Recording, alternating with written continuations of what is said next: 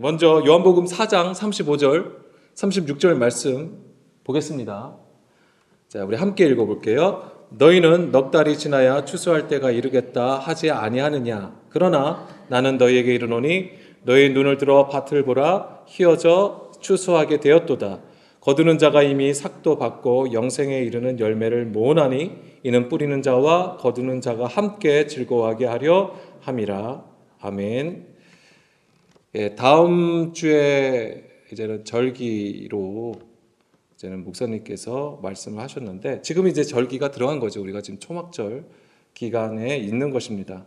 그래서 이제 이번 시간에 그 절기에 대해서 간단하게 좀 말씀을 나누려고 합니다. 자, 성경에서 절기는요, 우리가 여러 기준으로 사실 나눌 수 있는 겁니다. 물론 우리가 3대 절기가 있고 7대 절기가 있지만은 원력을 따라서도 나눌 수 있어요. 그래서 우리가 성경을 읽다 보면 초하루라는 말이 있잖아요. 그 다음에 월삭 있고 안식일, 그 다음에 우리가 1월, 2월처럼 걔네도 아비벌 이제 이런 식으로 나누는 게 이제 원력을 따라 나누게 되고요. 그 다음에 사건을 따라 또 나누게 됩니다. 사건하면 우리가 흔히 이제 한우카 또는 불이민 이제 이렇게 이제는 나누게 됩니다. 그래서 지금 이스라엘에서도 이제는 뭐 한우카나 불이밀도 지내는 것이죠. 이제 그것은 이제는 이스라엘의 이제 역사를 바탕으로 이제 그것들을 지키게 되고요. 그리고 이제 농사와 관련되어 있는 겁니다. 그래서 이제 특히 우리가 절기를 공부할 때에 이제 이스라엘의 농사와 깊이 연관해서 사실은 깨달을 필요가 있는 것이죠. 그러니까 우리가 생각하는 농사라고 생각하시면 안 돼요. 우리나라처럼. 우리는 언제 추수 때가 되죠? 지금이죠. 예, 지금. 가을입니다. 그래서 우리는 이렇게 한 번 이제는 추수 때를 지내고 있지만은 이스라엘은 보리, 밀, 그 다음에 이제 과일 이렇게 세 번의 추수 기간이 있어요. 그래서 봄절기하고 가을절기로 나누게 되면 봄절기에 보리하고 밀을 추수하게 됩니다.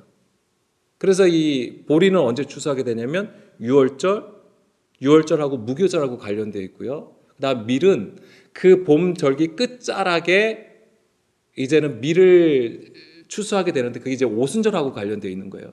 그래서 이 오순절까지가 이제는 봄절기가 되고요. 가을절기는요. 지금 이제 그래서 가을절기는 나팔절, 속죄일, 초장절로 이어지게 되는 것이죠. 그래서 세 번의 추수를 맞이하게 됩니다. 그래서 이거와 관련해서 또한 우리가 절기를 생각할 수 있게 되는 것이죠. 그래서 이제는 다시 한번 말씀을 드리면 이 6월절, 무교절, 초실절 이게 바로 이제 보리를 추수하고요. 이 봄에 끝날 때쯤에 이제는 오순절이 되는데 그때 바로 밀을 추수하게 됩니다. 그리고 그 이후에 오순절 이후에 한동안 추수가 없어요.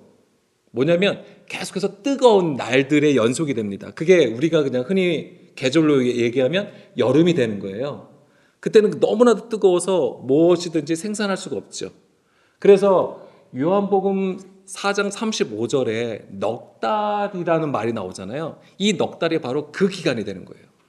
오순절에서 그러니까 나팔절 되는 그 기간이 넉 달이 되는 것입니다. 흔히 우리가 이것을 얘기할 때에 밑에 후반절에 눈을 들어 밭을 보라 희어져 추수하게 되었다라고 하니까 우리는 밀밭 아니면 보리밭으로 생각을 해요. 그런데 여기서 36절에 열매를 모은다고 했잖아요. 거기서 열매가 무엇이냐면 사실은 과실이에요. 과일을 얘기하는 거예요. 그런데 성경에서 이 과실은 흔히 말하는 열매 또는 결실로 해석이 되어 있습니다. 자, 그것도 잠깐 나중에 잠깐 뒤에서 볼게요. 그래서 이제는 그래서 이제 오순절이 지나서 이제 가을 절기로 들어가면 이제는 과일들을 이제 추수하게 되는 것이죠. 그래서 이제 초막절 그때 가 보면은 과일들로 굉장히 치장을 많이 해요. 그들이 치장하는 것을 볼 수 있습니다. 그리고 이 가을 절기에 들어갈 때에 시작을 알리는 것이 바로 나팔절이 되는 것이죠. 이게 너무나도 중요한 거예요. 이 나팔절에 이 나팔 소리를 듣는 것 또는 이 나팔을 부는 그 타이밍이 너무나도 중요한 것입니다. 그때가 돼야지 그것을 알아야지만이 속죄일로 넘어갈 수 있는 거예요. 그리고 그 속죄일을 통하여서 초막으로 들어갈 수 있다라고 하는 거예요. 이게 그냥 절기로 정해진 날이니까 그냥 날짜 맞춰서 그냥 지킨다라고 생각을 하실 수 있는 것이지만, 이것은 우리가 하나님의 구원으로 인도하는 하나님의 정하신 법이고 길이라고 하는 것입니다. 너무나도 중요한 거예요. 자, 그래서 결국에는 하나님께서 받으시기에 좋은 열매를 맺는 그러한 시기가 되는 거예요. 이 모든 것들이. 초막절, 그러니까 6월절부터 이 초막절, 특히 아까 추수하지 못하는 넉 달이 있잖아요. 그 기간이 너무나도 중요한 거예요. 사실은 그것은 하나님께서 열매를 받기 위하여 허락하신 연단의 시간이 되는 거예요. 그건 반드시 거쳐야 되는 것입니다. 그거를 우린 이스라엘을 통해서 볼 수 있는 것이죠. 어디서 이스라엘이 그 훈련을 받았을까요? 그렇죠, 광야예요. 그래서 이걸 생각하십시오. 아까 다시 35절에 보면 넉 달이라고 했잖아요. 사라는 숫자가 들어갑니다. 사할 때가 뭐냐? 이스라엘의 광야를 건넌 시간이 얼마나 걸렸습니까? 40년.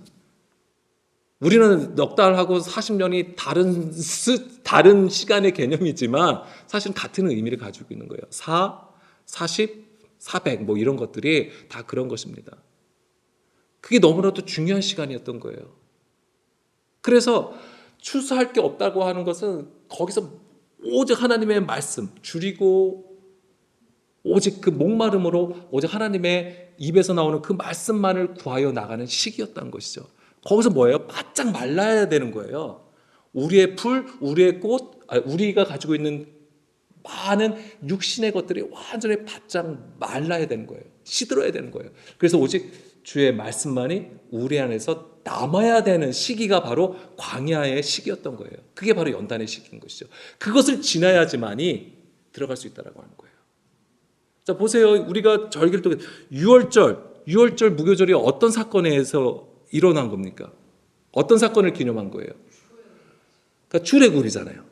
애굽에서 나오는 사건하고 연결이 되는 거예요. 그리고 오순절은요. 시내산에서 말씀을 받은 날이에요. 그것이 곧 성령의 인쟁의 날이죠. 성령님께서 강림하시는 날이에요. 그게. 그래서 그 성령님의 가르침을 받는 연단의 시기가 어디냐면은 광야로 들어가는 것이죠. 그리고 광야를 지나서 어디로 들어가죠? 가나안 땅, 하나님께서 약속하신 그 지경으로 들어가는 거잖아요. 그 전에 뭐가 있냐면 바로 나팔절하고 속죄일이 있는 거잖아요. 가나안 땅에 들어가기 전에 신명기 마지막 부분에서 모세가 다시 뭘 하죠? 연설을 하잖아요. 마지막 연설을 합니다. 그래서 이스라엘에게 얘기를 하잖아요. 너희가 가나안 땅에 이런 곳이고 저런 곳이고 하면서 거기 가서 우상을 섬기지 말고 오직 하나님의 말씀을 듣고 지켜라. 이것을 굉장히 강조합니다. 그게 바로 나팔을 부는 거예요. 그리고 그 나팔을 불고 다시 광야에서 금송아지를 숭배했던 거, 하나님의 말씀에 불순종하고 불평 불만했던 그 모든 것을 다 어떻게 하는 거예요? 그 말씀을 듣고 회개하는 것이죠. 그것이 있어야지만 비로소 가나안 땅에 들어갈 수 있는 거예요. 이것이 오늘 우리가 구원으로 나가는 길이고 여정이 된다고 하는 것이죠. 그러니까 이스라엘은 그것을 다 보여주는 것입니다. 그래서 이제 요한복음 다시 4장 35절 36절 말씀 우리가 처음에 읽었는데 이 말씀은 바로 가을 절기와 관련이 되어 있는 것입니다. 너희 눈을 들어 밭을 보라 휘어져 추수하게 되었다라고 했을 때 밭에 휘어져 추수하였다라고 하는 것은 이제 잘 익은 곡식이 있다라고 하는 것이죠. 그것을 우리가 곡식이 있다고 했는데 여기서 곡식은 꼭 그 보리 밀 이거로 생각하시면 안 돼. 그것일 수도 있지만은 뭐냐면 과실이라고 했습니다. 과실. 그래서 칼포스라는 단어가 쓰인 거예요. 나중에 찾아보시면 칼포스가 과실로 되어 있는데 사실은 그래서 요한복음 15장 2절 무릇 내게 붙어 있어 열매를 맺지 아니하는 가지는 아버지께서 그것을 제거해 버리시고 무릇 열매를 맺는 가지는 더 열매를 맺게 하여 그것을 깨끗하게 하신다라고 했을 때 여기서 열매가 다 칼포스예요. 과실이에요. 그 여기서 과실이라고 했을 때 우리가 생각하는 그 과일이에요. 뭐죠? 포도죠. 포도. 이 요한복음 15장이 포도나무에 관한 것이잖아요. 그러면서 4절 5절 말씀도 볼게요. 내 안에 거하라 나도 너희 안에 거하라. 가지가 포도나무에 붙어있지 아니하면 스스로 열매를 맺을 수 없음 같이 너희도 내 안에 있지 아니하면 그러하리라. 그리고 5절에 있는 열매도 다 칼포스예요. 그러니까 여기서 우리는 이 열매가 포도를 가리키는구나. 이제 그렇게 이해가 되는 것이죠. 그런데 요한복음 12장 24절 말씀에서도 칼포스가 쓰였습니다. 뭐냐면 내가 진실로 진실로 너에게 이르노니 한 알의 밀이 땅에 떨어져 죽지 아니하며 한 알 그대로 있고 죽으면 많은 열매를 맺는다. 여기서 열매가 또한 칼포스예요. 근데 여기서 열매는 무엇이죠? 밀이죠. 여기서는 밀을 나타내는 거잖아요. 왜냐하면 한 알의 밀이 땅에 떨어져 죽을 때 많은 열매를 맺는다고 했으니까 여기서는 밀이란 말이에요. 곡식이 되는 거예요. 그러니까 이제 성경에서 보여주는 것은 뭐 과실이냐, 뭐 과일이냐, 뭐 밀이냐, 보리냐, 이제 그것보다도 더 중요한 건 뭐냐? 열매를 맺는 것. 그래서 결국엔 하나님께서 받으신다라고 하는 개념이 포인트가 되는 것입니다. 그래서 요한복음 다시 15장 8절 말씀을 보겠습니다.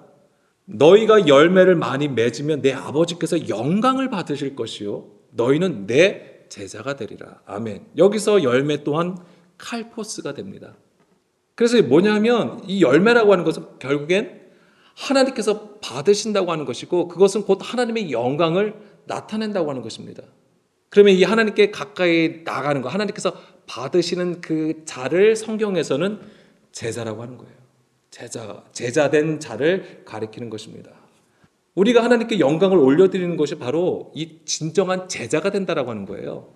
그래서 요한복음 8장 31절, 32절 말씀해 보게 되면 예수님께서 말씀하시잖아요. 너희가 내 말에 거하면 참으로 내 제자가 되고. 그러니까 이 제자는 주님의 말씀을 듣고 그 뜻을 따라 순종하는 그 수준에 머무는 것을 얘기하는 것입니다. 그래서 참 내 제자가 되고 진리를 알지니 진리가 너희를 자유롭게 하리라. 진리를 아는 것이 곧 자유라고 하는 것이죠. 이것이 바로 하나님께서 받으시는 열매가 되는 것이고 하나님께서 그 영광을 받으신다고 하는 것입니다.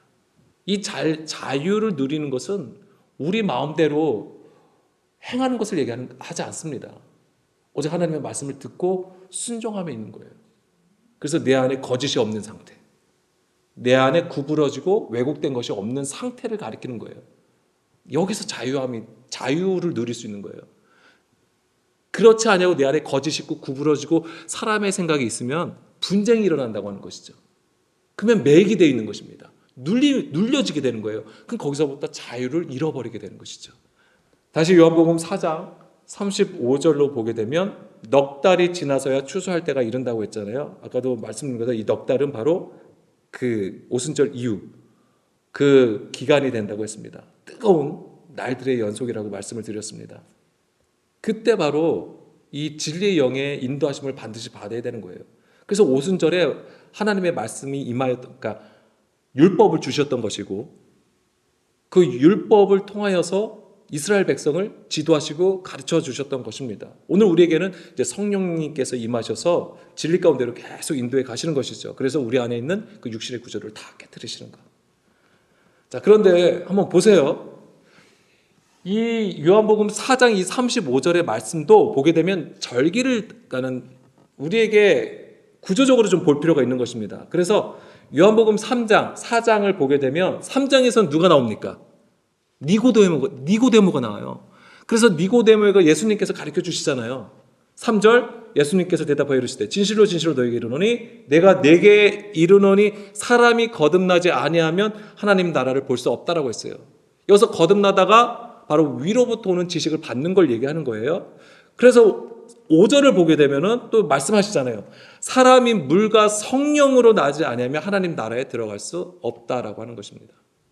그러니까 여기서 지난번에도 말씀드린 것처럼 물과 성령으로 거듭난다라고 했을 때는 물론 이 물 또한 생명수를 그 생명의 말씀을 우리에게 가르쳐 주는 것이지만은 이것 또한 뭐냐면 예수님께서 그 물에 잠기셔서 죽으셨잖아요. 그것을 얘기한다고 말씀을 드렸어요. 그래서 그 죽음을 통하여서 우리가 다시 살아날 때에 그 살아남은 곧 성령님께서 임하심으로써 우리를 주님께서 정하신 그 길로 인도해 가신다고 하는 것이죠.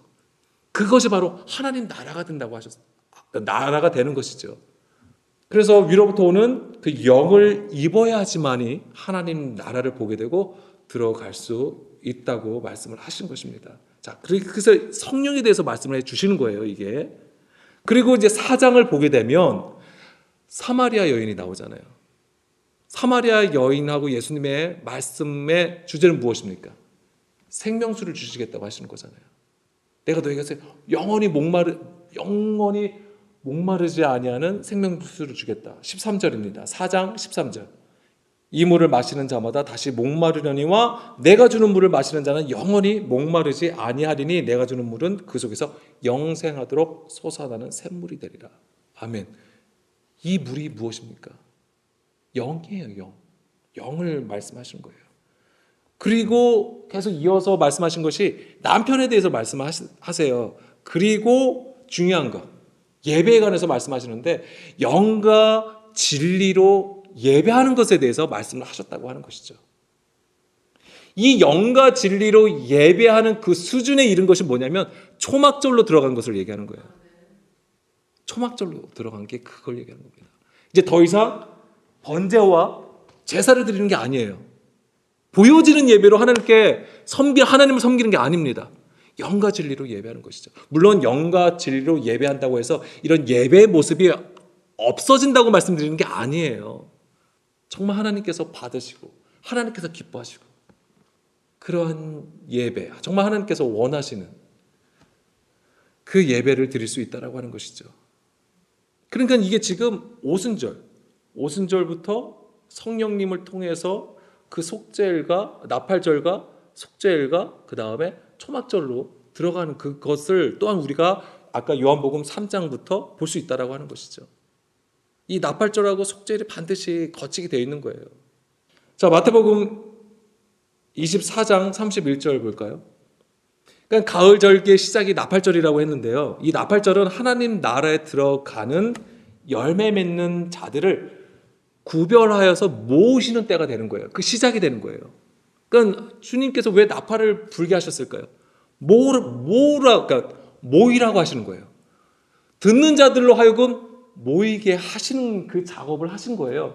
그래서 그가 큰 나팔 소리와 함께 천사들을 보내리니 그들이 그의 택하신 자들을 하늘 이 끝에서 저 끝까지 사방에서 모으리라. 이 나팔을 부시는 이유는 바로 이제 이스라엘 진정한 주의 백성들을 모으시는 것인데 이사야 27장 12절에서 13절 말씀도 보겠습니다. 이것도 제가 이제 갑자기 떠올라서 좀 적어봤는데 너희 이스라엘 자손들아 그날에 여호와께서 창이라는 하수에서부터 애굽 시내까지 과실을 떠는 것 같이 너희를 하나하나 모으시리라. 이 그날이라는 것은 주의 강림의 때를 얘기하겠죠. 그날에 큰 나팔을 불리니 아수르 땅에서 멸하는 자들과 애굽 땅에서 땅으로 쫓겨난 자들이 돌아와서 예루살렘 성산에서 여호와께 예배하리라. 아멘. 이것이 지금 이사야 말씀이니까 물론 역사적으로 다시 그들이 이스라엘을 회복하는 그때로 우리가 그 성취를 얘기할 수도 있는 것이지만 궁극적으로는 이것이 뭐냐면 바로 이 마지막에 이 아수르 땅에서 애굽 땅에서 쫓겨난 자들 불러 모으셔서 어떻게 하시는 거예요? 예루살렘 성산에서 예배하게 하신다고 하는 거죠. 이게 바로 이제는 궁극적으로는 영과 진리로 예배하는 그 수준으로 이끌시겠다는 말씀이 되는 것인데, 자, 아수르와 애굽은 이스라엘 지경으로 보면 땅 끝이에요. 이스라엘의 끝, 북쪽 끝, 남쪽 끝이에요. 거기서부터 모으시겠다고 하는 것이잖아요. 근데 그 모으심은 어디서부터 모으시겠냐면 창이라는 하수에서부터라고 하는 거예요. 창이라는 하수. 창이라는 하수가 많은 물을 얘기하는 것이죠. 세상의 지혜와 지식, 사람의 생각, 육신의 생각의 구조 안에 잡힌 그것으로부터 하나님께서 이끄시겠다고 하시는 거예요. 구원이죠, 바로. 그래서 어떻게 하시는 거예요? 과실을 떠는 것 같이 너희를 하나하나 모으시리라. 하나하나. 에하드 라카트예요. 이걸 우리가 생각할 때는 딱 떨면은 이렇게 과일을 딱 떨면 땅에 떨어지면 우리가 하나 바구니에다 하나 이렇게 담는 그런 모습이지만은 이것이 고린도전서 12장 13절 말씀하고 연결해서 우리가 이해해야 됩니다. 뭐냐면 그 영과 진리로 예배하는 그 수준에 이른 것이 무엇이냐면 우리가 유대인이나 헬레인이나 종이나 자유인이나 다 한 성령으로 즉 한 영으로 세례를 받아 한 몸이 되었고 이거예요. 그러니까 영을 통하여서 우리가 하나가 되는 것이죠. 그리스도와 연합하여서 서는 것을 얘기하는 것입니다. 이 수준이에요. 이 하나님께서 초막절을 통해 나팔을 부시고 모으시는 자들이 바로 이러한 수준을 가진 자들이에요. 한 영으로 한 몸이 된 상태. 이거는 창세기 2장 24절 하나님께서 약속하신 거잖아요. 그리스도와 우리가 연합함으로써. 그래서 이 한 영으로 세례를 받는 게 무엇입니까? 갈라디아서 2장 20절 말씀이잖아요. 우리가 그리스도와 함께 십자가에 못 박히는 것. 그것만이 하는 유일한 방법이에요. 그래서 예수님이 말씀하신 거 내가 길이요 진리요 생명이라고. 나로 말미암지 않고는 아버지께로 나갈 수 없다. 그냥 우리가 예수님 믿습니다. 그냥 주여 주여 한다고 해서 그게 되어지는 게 아니에요. 당연하게 되어지는 게 아니란 말이에요. 사실 우리가 가르치고 들을 때는 그게 너무나도 쉽게 이루어지는 것 같아요. 그렇지만은 그렇게 간단한 문제는 아닙니다. 사실은. 우리의 신앙생활을 다 보세요. 누구를 한번 보세요. 잘 된 사람이든, 자, 우리의 교회를 다니시는 믿음의 사람들을 한번 다 보세요. 잘 됐든 못 됐든 간에 다 누구나가 다 그냥 쉽게 된 사람이 없다고요. 심지어 예수님은 십자가에 죽으셨는데요. 바로 이런 한 영으로 세례를 받아 한 몸이 된 자들, 그런 자들을 모으신다고 하는 거예요. 하나하나 과실을 떠는 것 같이 하나하나 모으신다. 그게 바로 이제 초막절의 수준이죠. 그 과실을 모아서 어떻게 하시겠어요? 곡간으로 드리시는 거잖아요. 그게 초막절이에요. 이사야 27장 13절 보게 되면 그날에 큰 나팔을 불리니, 여기서 나팔을 불다가 타카라는 단어가 쓰였습니다. 타카. 이게 근데 무슨 뜻이냐면 우리가 생각하는 나팔을 불다라는 뜻이 아니에요. 찰싹 치다라는 뜻이에요. 치다. 또는 못을 박다. 그러니까 못을 박는 게 뭐냐면은 물론 건축을 막 짓는 거 우리가 이런 데도 못 박는 거 이걸 얘기하지만 뭐냐면 천막을 칠 때 못을 박죠. 그러니까 성막을 세울 때도 못을 박고 그 다음에 우리가 흔히 말하는 그 텐트를 칠 때도 못을 박는 거 그거예요. 그러니까 천막을 치다라는 뜻을 가지고 있어요 여기. 그러니까 이 나팔을 부는 게 무엇인 줄 아셔야 돼요. 이게 단지 그냥 어떤 신호를 주시고 우리가 그걸 듣고 뭔가 사인이구나 이 정도로만 생각하시면 안 되는 거예요. 이게 이 나팔 듣는 게 쉬운 게 아니라고요. 물론 지금 쇼페로 해가지고 막 부부 해가지고 나팔을 불고 있는데 그건 이제 보여지는 어떤 예표고요. 이 나팔 소리를 듣는다고 하는 것은 그러니까 주님이 거시는 이제는 우리가 성막으로 세워진다라고 하는 거예요. 그게 시작이에요. 그리고 여기에 또 무슨 뜻이 있냐면 보증인이 되다라는 뜻을 가지고 있어요. 사도 바울이 우리에게 가르쳐준 성령님이 보증이 되어 주신다라고 했습니다. 그런 거하고 다 연결하셔서 이런 말씀들을 우리가 이해해야 되는 것이죠. 그리고 이 나팔절이 지나가면 곧바로 무엇이 옵니까? 속죄일이 온다고 하는 거예요. 속죄일에는 무엇을 합니까? 속죄일에 하는 일이 있어요. 물론 회개예요. 근데 그건 뭐냐? 금식을 한다고 하는 거예요. 실제적으로도 이스라엘은 금식을 합니다. 근데 이사야 58장 6절 7절 말씀. 하나님이 기뻐하시는 금식이 있어요. 뭘 말씀하셨냐면은 내가 기뻐하는 금식은 흉악의 결박을 풀어주며 멍에의 줄을 끌어주며 압제당하는 자를 자유하게 하며 모든 멍에를 꺾는 것이 아니겠느냐. 또 줄인 자에게 내 양식을 나눠주며 유리하는 빈민을 집에 들이며 헐벗는 자를 보면 입히며 또 내 골육을 피하여 스스로 숨지 아니하는 것이 아니겠느냐. 여기서 다시 6절로 다시 보겠습니다. 흉악의 결박을 풀어주고 멍에의 줄을 끌어주고 모든 멍에를 꺾는 것. 그 다음에 줄인 자에게 양식을 나눠주고 이것이 어떠한 모습으로 나타날 수는 있습니다. 그런데 본질은 뭐냐 이거죠. 금식의 본질이 무엇입니까? 음식을 먹지 않는 거예요? 그래서 금식 기도 하시겠습니까? 주의 말씀을 먹는 거예요. 유교병을 먹는 게 아니고요. 무교병을 먹는 겁니다. 그게 주의 말씀이에요. 예수님의 그 말씀이에요. 금식이라는 게. 그래서 광야를 지날 때 이스라엘 백성을 광야를 지날 때 너희 줄이고 낮추게 하신다고 했을 때 그 줄임이 너희를 굶기겠다고 말씀하신 게 아니에요. 뭘 주셨죠? 광야에서 만나 주셨잖아요. 하늘로부터 오는 그 말씀을 주시겠다고 하는 거예요. 그게 금식, 그게 참 금식이에요.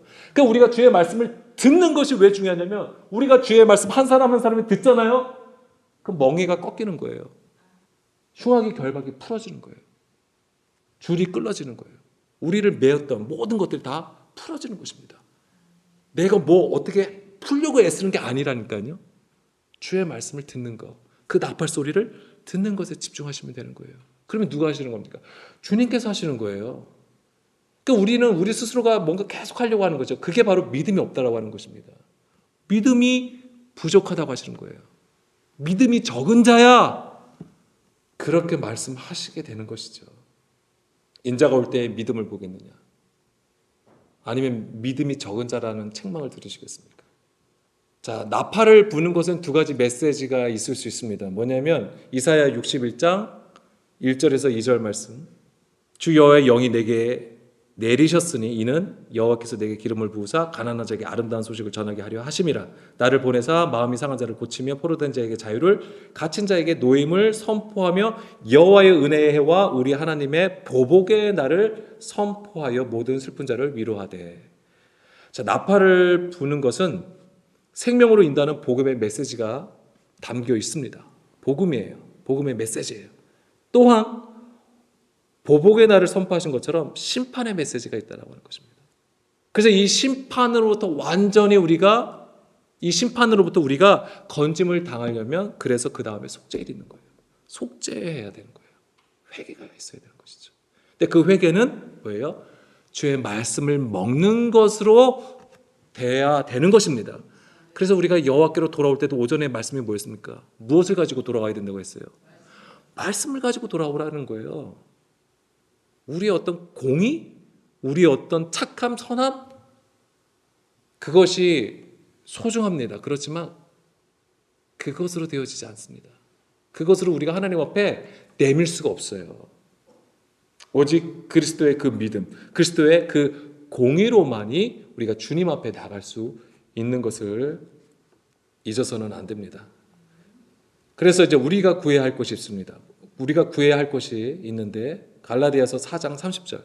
첫 번째는 내 안에 여종과 그 아들을 내쫓아야 됩니다. 이게 무슨 얘기입니까? 그러나 성경이 무엇을 말하느냐? 여종과 그 아들을 내쫓으라. 누구 얘기예요? 하갈 얘기잖아요. 이스마엘 얘기입니다. 여종의 아들이 자유 있는 여자의 아들을 더불어 유업을 얻지 못하리라. 그래서 하갈과 이스마엘은 그러니까 내쫓기게 되어 있어요. 우리 안에 하갈이 있어요. 우리 안에 이스마엘이 있다고 하는 것이죠. 바로 육신으로 낳은 우리의 육신의 일을 추구하는 나 자신을 얘기하는 겁니다. 우리를 얘기하는 거예요. 그것을 반드시 쫓아내야 되는 것이고요. 그리고 시편 43편 3절. 주의 빛과 주의 진리를 보내시어 나를 인도하시고 주의 거룩한 산과 주께서 계시는 곳에 이르게 하소서.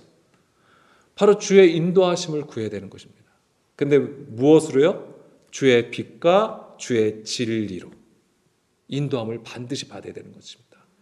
지금 이것을 어떻게 하시겠어요? 뭐 환상과 꿈을 통해서 뭐 빛이 팍 임하고 아니면 어떤 계시가 팍 임해서 인도함을 받으시겠어요? 그런 일도 있죠. 그렇게도 인도함을 받을 수 있어요. 근데 우리 누구나가 하나님께 공평하게 주신 은혜가 있습니다. 무엇입니까? 예, 말씀이에요. 다 말씀 가지고 계시잖아요. 이 말씀이 정말 영의 말씀으로 다 기록이 되면 좋죠. 그러면 정말 좋겠죠. 근데 하나님은 단단한 것까지도 먹을 수 있는 그런 장성한 자로 하나님은 되기를 원하시는 거예요. 그래서 오늘도 그 장성한 이 단단한 것을 먹기 위해서 겉에 보이는 것, 문자 이게 딱딱한 거예요. 겉에 거예요.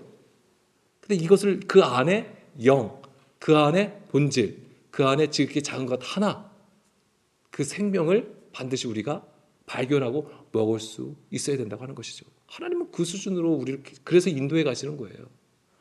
그래서 우리가 구하는 것은 바로 내 안에 육신의 것을 내쫓아야 되는 것이고 그 다음에 주의 말씀으로 인도함을 받는 것을 반드시 구해야 하는 것이죠. 그래서 그 나팔절과 속절과 그 다음에 그래야지만이 비로소 우리가 그 초막절로 그 주님이 거하시는 그 장막으로, 주님께서 계시는 그곳으로 우리가 이르게 되는 것입니다. 거기서 우리가 바로 하나님께 영과 진리로 예배할 수 있는 것입니다. 4절, 5절 볼까요? 한번 우리 같이 읽어보겠습니다. 그런즉 내가 하나님의 제단에 나아가 나의 큰 기쁨의 하나님께 이르리이다. 하나님이여 나의 하나님이여 내가 수금으로 주를 찬양하리이다. 5절입니다. 내 영혼아 내가 어찌하여 낙심하며 어찌하여 내 속에서 불안해하는가. 너는 하나님께 소망을 두라. 그가 나타나 도우심으로 말미암아 내 하나님을 여전히 찬송하리로다. 아멘. 우리가 왜 낙심하죠? 우리가 왜 불안해하죠? 우리에겐 소망이 있잖아요.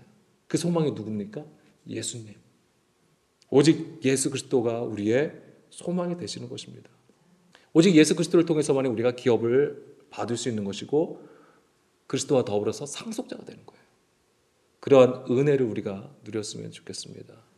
그러니까 우리가 올해도 초막절을 지금 지내게 됐는데 우리가 매년 사실 지내는 거잖아요. 6월절부터 이 초막절까지. 그러나 비록 우리가 우리의 깨달음은 더딜지라도 우리가 주님께서 정하신 그 길로 감히 어린아이 같은 발걸음이라 할지라도 항상 우리가 주의 뜻을 구하면서 함께 주의 길에 섰으면 좋겠습니다.